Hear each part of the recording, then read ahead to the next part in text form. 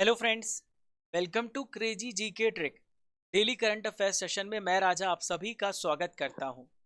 दोस्तों, आज है तारीख 29 अगस्त 2022 और आज से संबंधित जितनी भी इंपॉर्टेंट करंट अफेयर्स होने वाली है उसे मैं आपके लिए डिस्कस करूंगा।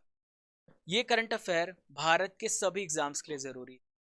भारत का कोई भी एग्जाम हो, करंट अफेयर्स यदि पूछा जाएगा, बस आप डेली करंट अफेयर्स को फॉलो करें, ये प्रॉब्लम सॉल्व हो जाएगी। दोस्तों, ये जो सेशन है बहुत ही इंटरेस्टिंग और बहुत ही इंटरेक्टिव होने वाला है, क्योंकि आपको डेली करंट अफेयर्स तो मिल ही रहा है और डेली आपका टेस्ट भी होगा लाइव क्लास में। सुबह 6 बजे आपको लाइव आना है। मैं आपको डेली सुबह 6 बजे लाइव मिल जाऊंगा। यदि आप इसका पीडीएफ डाउनलोड करना चाहते हैं तो रूट एप्लीकेशन से इसका पीडीएफ डाउनलोड कर सकते हैं, जिसका लिंक आपको नीचे डिस्क्रिप्शन बॉक्स में दिया गया। देखिए फ्रेंड्स, हमेशा से याद रखिए, आप जब भी आप पढ़ाई करें तो आप इस सोच के साथ पढ़ाई करिए कि मैं आखिरी बार पढ़ रहा हूँ, कल मेरा एग्ज़ाम है। जब आप ये सोचेंगे, इस सोच के साथ जब आप तैयारी करेंगे तो एक अलग लेवल की आपकी तैयारी हो जाएगी और आप बड़े से बड़ा एग्ज़ाम आसानी से पास कर लेंगे। चलिए दोस्तों, आज का सबसे पहला इम्पोर्टेंट करंट अफेयर्स देखते हैं। तो सबसे पहला प्रश्न ये रहा, हाल ही में राष्ट्रपति द्रौपदी मुर्मू जी ने, देखिए पहला प्रश्न ये रहा, हाल ही में राष्ट्रपति द्रौपदी मुर्मू जी ने किसे 49 नंबर का मुख्य न्यायाधीश के रूप में शपथ दिलाया है? Who has been sworn in as the 49th chief justice CJI by president Droupadi Murmu? Very very important question. तो इसका सही उत्तर है जस्टिस यू ललित, उदय उमेश ललित। ठीक है, याद रखिएगा, जस्टिस यू ललित जो हैं भारत के 49 नंबर के सीजीआई बने हैं। ये किनके स्थान पर आ रहे हैं? तो जस्टिस एनवी रमना की जगह लेंगे। एनवी रमना की जगह इस पद पर ये नियुक्त किए गए हैं। दोस्तों, ये 8 नवंबर 2022 पर ये पद पर रहेंगे। 27 अगस्त 2022 को भारत के ये 49 नंबर के मुख्य न्यायाधीश के रूप में इन्होंने ओथ लिया है, शपथ लिया है। दोस्तों, जस्टिस यू ललित के बारे में मैं आपको बता दूं, इन्होंने बहुत सारे हिस्टोरिकल डिसीजन लिए हैं, जैसे मुसलमानों के बीच जो ट्रिपल तलाक था। यहाँ पर मैं आपको कुछ इंपॉर्टेंट पॉइंट बताने वाला हूँ सुप्रीम कोर्ट से रिलेटेड। तो देखिए, सुप्रीम कोर्ट की स्थापना कब हुई है? 28 जनवरी 1950 को। Very very important. किस आर्टिकल में सुप्रीम कोर्ट के बारे में बताया गया है? तो आर्टिकल 124 में बताया गया है। ठीक है, किस पार्ट में बताया गया है? पार्ट नंबर 5 में। और किस आर्टिकल से किस आर्टिकल में? 124 से लेके 147। प्रेजेंट में न्यायाधीशों की संख्या कितनी है? तो जजों की संख्या सुप्रीम कोर्ट में 33 प्लस सीजीआई, यानी कि टोटल इसमें 34 है। कितने जज हैं? 34 है। देखिए, इन्होंने बहुत सारे निर्णय लिए आपको, जैसा कि मैंने आपको बताया है। यदि आपसे पूछा जाए कि भारत का पहला मुख्य न्यायाधीश कौन था, तो ये थे एच जे कानिया। चलिए सेकेंड क्वेश्चन की ओर बढ़ते हैं। हाल ही में नीरज चोपड़ा जी ने कितनी दूर भाला फेंक करके लुसाने डायमंड लीग को जीता है? How far has Neeraj Chopra thrown the javelin throw to win the Lausanne, यानी Lausanne diamond league? Very very important question. तो दोस्तों, हाल ही में इन्होंने 89.08 मीटर का भाला फेंक करके क्या किया है? गोल्ड मेडल जीता है, डायमंड लीग को जीत लिया है। ठीक है, देखिए friends, Neeraj Chopra Lausanne diamond league 2022 जीतने वाले पहले भारतीय बन गए।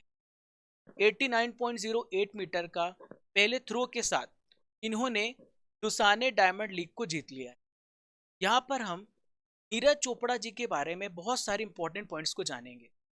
तो देखिए, अभी हाल ही की बात है, Neeraj Chopra world athletics championship में भारत को इन्होंने सिल्वर मेडल दिलाया है। और ऐसा कारनामा करने वाले ये दूसरे एथलीट हैं। पहले कौन है? तो पहले हैं अंजू बॉबी जॉर्ज, 2003 में। इसके बाद ऐसा कारनामा किया है नीरज चोपड़ा ने। देखिए, नीरज चोपड़ा जी के बारे में आपको बता देता हूं, 2020 में टोक्यो ओलंपिक हुआ था और इन्होंने भारत को गोल्ड मेडल दिलाया है। वर्ल्ड चैंपियनशिप 2022 में भारत को सिल्वर मेडल दिलाया है। एशियन गेम्स 2018 में भारत को गोल्ड मेडल दिलाया है और कॉमनवेल्थ गेम 2018 में गोल्ड मेडल दिलाया है। चलिए अगले प्रश्न की ओर बढ़ते हैं। वेरी वेरी इंपॉर्टेंट क्वेश्चन, ध्यान से सुनिएगा। हाल ही में पीएम नरेंद्र मोदी जी ने किस राज्य में स्मृति वन स्मारक का उद्घाटन किया है? In which state has PM Narendra Modi inaugurated the memorial one memorial? Very very important question. तो दोस्तों हाल ही में गुजरात राज्य में, कहां पर? गुजरात राज्य में इसका उद्घाटन किया गया। कहां पर? गुजरात राज्य में। सारी इंपॉर्टेंट डिटेल्स को समझते हैं। दोस्तों स्मृति वन स्मारक है क्या, ये क्यों स्थापित किया गया है? 2001 में गुजरात में एक बहुत बड़ा अर्थक्वेक आया और भूकंप के बाद उबरने वाले लोगों के यहाँ पर जज्बे को दर्शाने के लिए ये स्मृति वन स्मारक बनाया गया है। दोस्तों आप जान करके हैरान हो जाएंगे कि इस भूकंप में 13,000 लोगों की जान चली गई और इसका केंद्र था भुज। दोस्तों इसमें अत्याधुनिक स्मृति वन संग्रहालय भी बनाया गया है। दोस्तों पीएम मोदी जी गुजरात के दौरे पर हैं और इन्होंने हाल ही में 4400 करोड़ रुपए की परियोजनाओं का शुभारंभ भी किया है। जब आप संग्रहालय जाएंगे, आप म्यूजियम जाएंगे, तो यहाँ पर आपको 5D सिमुलेटर भी मिलेगा। इसकी मदद से आप भूकंप के दौरान जो वहाँ की सिचुएशन होती है उसको आप फील कर पाएंगे, उसे महसूस कर पाएंगे। संग्रहालय में आप 2001 के बाद, भूकंप के बाद जो गुजरात की स्थिति है, इसके रिकंस्ट्रक्शन की जो पहल की गई है और इसकी सफलता की कहानियों को यहाँ पर प्रदर्शित किया जाएगा। दोस्तों और भी इंपॉर्टेंट पॉइंट को सुनिएगा, क्योंकि पीएम मोदी जी गुजरात के दौरे पर हैं। इन्होंने हाल ही में साबरमती के रिवर फ्रंट पर एक अटल ब्रिज बना है, उसका शुभारंभ भी किया है। दोस्तों ये जो अटल ब्रिज है ये 300 मीटर का है।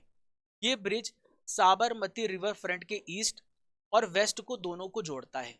चलिए अगले प्रश्न की ओर बढ़ते।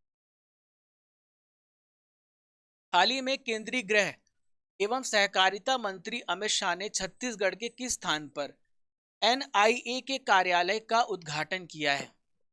Very very important question. तो दोस्तों नवा रायपुर में, कहां पर? इसका उद्घाटन नवा रायपुर में किया गया है। कहां पर? नवा रायपुर में इसका उद्घाटन किया गया है। देखिए फ्रेंड्स, केंद्रीय गृह मंत्री और सहकारिता मंत्री हैं अमित शाह। नवा रायपुर कहां पर आता है? ये छत्तीसगढ़ में आता है और वहां पर नेशनल इंटेलिजेंस एजेंसी का कार्यालय का उद्घाटन किया गया है। दोस्तों यहाँ पे बात आ रही है एनआईए की, तो मैं आपको एनआईए से रिलेटेड सारी इंपॉर्टेंट चीजें बता रहा हूँ। देखिए एनआईए का फुल फॉर्म है नेशनल इन्वेस्टिगेशन एजेंसी। इसका हेडक्वार्टर दिल्ली में है और इसकी स्थापना 2009 में हुई है। प्रेजेंट में इसके महानिदेशक दिनकर गुप्ता जी हैं। अब समझते हैं कि एनआईए की स्थापना क्यों की गई। तो दोस्तों एनआईए की स्थापना 2008 के बाद, मुंबई हमले के बाद इसकी स्थापना की गई। आतंकवाद के खिलाफ लड़ने के लिए की गई है, यानी टेररिज्म का मुकाबला करने के लिए भारत सरकार के द्वारा इसे स्थापित किया। चलिए यहाँ पर मैं नॉलेज फैक्ट्री आपको देने वाला हूँ और नॉलेज फैक्ट्री में मैं आपको भारत में नोबेल पुरस्कार विजेताओं के बारे में बताने वाला हूँ। देखिए पहला जो नोबेल पुरस्कार मिला था 1913 में रविंद्रनाथ टैगोर जी को मिला था साहित्य के क्षेत्र में। ठीक है, सीवी रमन दूसरे व्यक्ति थे और भौतिक विज्ञान में 1930 में इन्हें नोबेल पुरस्कार मिल चुका। तीसरे भारतीय हैं हरगोविंद खुराना जी। 1968 में चिकित्सा के क्षेत्र में इन्हें नोबेल पुरस्कार मिला है। चौथे व्यक्ति मदर टेरेसा जी हैं, जिन्हें पीस यानी शांति के क्षेत्र में 1979 में यह पुरस्कार मिला है। सुब्रमण्यम चंद्रशेखर की बात कर लेते हैं। इन्हें भौतिक विज्ञान के क्षेत्र में 1983 में नोबेल पुरस्कार मिला है। छठवें अमर्त्य सेन, इन्हें इकोनॉमिक्स में मिला है। वेंकट रमन रामकृष्णन, इन्हें केमिस्ट्री के क्षेत्र में यह पुरस्कार मिला है। याद रखिएगा दो व्यक्तियों के नाम हाल ही में पूछे जा सकते हैं। पहले कैलाश सत्यार्थी, जिन्हें शांति के क्षेत्र में 2014 में यह पुरस्कार मिला है, और अभिजीत बनर्जी, इन्हें इकोनॉमिक्स में 2019 में रिसेंट में नोबेल पुरस्कार मिला है। चलिए फ्रेंड्स अगला प्रश्न देखते हैं। हाल ही में फीफा ने किस देश के फुटबॉल फेडरेशन पर लगाए गए प्रतिबंध को हटा लिया है? दोस्तों मैंने कुछ दिन पहले आपको पढ़ाया था, फीफा ने भारत पर प्रतिबंध लगाया था, लेकिन फ्रेंड्स फीफा ने अब भारत पे जो प्रतिबंध था उसे हटा दिया है पूरी तरीके से। दोस्तों फीफा काउंसिल ने 26 अगस्त 2022 को ये डिसीजन लिया है कि ऑल इंडिया फुटबॉल फेडरेशन पर जो निलंबन लगा था उसे हटा दिया है। क्यों लगाया था इन पर सस्पेंशन? क्योंकि 14 अगस्त को थर्ड पार्टी की अनुचित प्रभाव देखी गई, इस वजह से AIIF पर निलंबन लगाया गया था। अब दोस्तों भारत जो है अंडर 17 महिला विश्व कप की मेजबानी कर सकता है। 11 से लेकर 30 अक्टूबर 2022 तक इसका आयोजन किया जाएगा। देखिए यहाँ पे बात करेंगे हम ऑल इंडिया फुटबॉल फेडरेशन और फीफा की। तो ऑल इंडिया फुटबॉल फेडरेशन यानी AIFF जो है ये 23 जून 1937 को स्थापित हुआ और फीफा से इसे एफिलिएशन 1948 में मिला। फीफा की बात कर लेते हैं तो फीफा 21 मई 1904 को स्थापित हुआ है। इसका हेडक्वार्टर ज्यूरिच स्विट्जरलैंड में है। प्रेजेंट में इसके प्रेसिडेंट याद रखिएगा गियानी इन्फेंटिनो है। कौन है? Gianni Infantino. चलिए छठवें क्वेश्चन की ओर। हाल ही में भारत ने 1 वर्ष के बाद फिर से किस देश में अपना दूतावास खोल दिया है? India has reopened it's embassy in which country after a year? Very very important question. तो दोस्तों हाल ही में भारत ने अफगानिस्तान में फिर से क्या किया है? दूतावास को खोल दिया है। दोस्तों अफगानिस्तान की कैपिटल क्या है? अफगानिस्तान की कैपिटल है काबुल। यहीं पे दूतावास खोला गया है और प्रेजेंट में 60 से लेकर 70 जो ऑफिसर्स हैं और जो कर्मचारी हैं, इनकी जो टीम है वो काबुल दूतावास में तैनात है। लेकिन ऑफिशियली बात करें तो भारत ने अभी तक तालिबान से कोई रिलेशन नहीं स्थापित किए हैं, कोई संबंध स्थापित नहीं किए। दोस्तों काबुल में इसके पहले भी कुछ कंट्रीज ने डिसीजन लिया है, जैसे ईरान, रूस, चीन, यूरोपीय संघ, और इन लोगों ने क्या किया है कि अपना दूतावास खोल लिया है। यहाँ पे अफगानिस्तान की बात कर लेते हैं। तो अफगानिस्तान के सुप्रीम लीडर का नाम आप याद रखिए, इनका नाम है अब्दुल्ला अखुंदजादा। तालिबान के प्राइम मिनिस्टर का नाम है हसन अखुंद। चलिए यहाँ पर बात कर लेते हैं अफगानिस्तान के बारे में, ठीक है, ध्यान से सुनिएगा। अफगानिस्तान की कैपिटल है Kabul. Afghanistan Iran, Turkmenistan, Uzbekistan, Tajikistan और पाकिस्तान से घिरा हुआ है। ये इसकी नेबरिंग कंट्रीज है। चलिए फ्रेंड्स अगले प्रश्न की ओर बढ़ते हैं, ठीक है। भारतीय सेना किस टैंक को सेना में शामिल करने की योजना बना रही है? Which tank is the Indian army planning to join the army? तो दोस्तों इसका नाम है जोरावर। क्या नाम है इसका? जोरावर नाम है। आइए जोरावर के बारे में जान लेते हैं। तो दोस्तों जोरावर का जो नाम है किनके नाम पर रखा गया है? दोस्तों भारत के सेना नायक जोरावर सिंह कहलूरिया के नाम पर रखा गया है। इन्होंने लद्दाख, बाल्टिस्तान और तिब्बत इन सभी को जीता था। ये भारतीय सेना अत्याधुनिक प्रौद्योगिकी से लैस टैंक जोरावर जो है खरीदने जा रही है। दोस्तों अगला प्रश्न देखते हैं। हाल ही में किस देश ने दुनिया की सबसे कम प्रजनन दर का अपना ही रिकॉर्ड फिर से तोड़ दिया है? Which country has again broken its own record for the world's lowest fertility rate? Very very important question. तो दोस्तों साउथ कोरिया ने ये रिकॉर्ड तोड़ा है। किसने रिकॉर्ड तोड़ा है? South Korea. देखिए दक्षिण कोरिया जो है ये दुनिया का सबसे कम प्रजनन दर वाला देश बन चुका है। 2021 में एक आंकड़ा पेश किया गया और यहाँ का जो प्रजनन दर है घट करके केवल 0.81 हो गया है और ऐसी संभावना है कि ये जो प्रजनन दर है ये और भी कम होने वाला है। 1970 से प्रजनन दर लगातार गिरती जा रही दोस्तों। 1970 की बात करें तो उस समय 4.53 प्रजनन दर थी। तो देखिए दोस्तों यहाँ पे साउथ कोरिया की बात आ रही है, तो साउथ कोरिया के मैप को भी समझ लेते हैं और इसके बारे में सारी इंपॉर्टेंट जानकारी जान लेते हैं। पहले साउथ कोरिया की कैपिटल को देखते हैं। तो सियोल इसकी कैपिटल है। यहाँ की करेंसी है दक्षिण कोरियाई वोन। दक्षिण कोरिया के PM पूछे जा सकते हैं, तो इनका नाम है हान डक्सू, क्या नाम है? हान डक्सू। दक्षिण कोरिया के प्रेसिडेंट है टू सोक यूल। Very very important. अब भाई दक्षिण कोरिया के मैप को भी समझते हैं, ठीक है। यहां पर देखिए आप, ये है दक्षिण कोरिया, ये है नॉर्थ कोरिया और ये है जापान। दक्षिण कोरिया और नॉर्थ कोरिया के बीच में हमेशा से सीमा विवाद चलता रहता है। और ये है जापान। यहाँ पर देखिए आप, ये मंगोलिया है, ये चाइना है, ये नेपाल, ये भूटान है। ये पूरा मैप आप देख सकते हैं। कहाँ पर लोकेटेड है? दक्षिण कोरिया। दक्षिण कोरिया की कैपिटल क्या है? सियोल है। क्या है? सियोल है। चलिए अगला प्रश्न देखते हैं। हाल ही में भारत का पहला 3D पोस्ट ऑफिस कहां पर स्थापित किया जाएगा?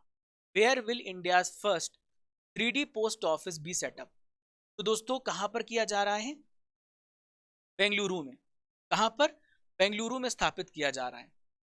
दोस्तों भारत का पहला 3D मुद्रित यानी 3D प्रिंटेड डाकघर बेंगलुरु कर्नाटक में बनने वाला है। हलासुरु की कैम्ब्रिज लेआउट में यह डाकघर स्थापित किया जाएगा। दोस्तों आज का आखिरी important current affairs, very very important question. देखिए हाल ही में लिंथोई चननबम, इन्होंने अंडर 18 विश्व जूडो कैडेट चैंपियनशिप में कौन सा मेडल जीता है?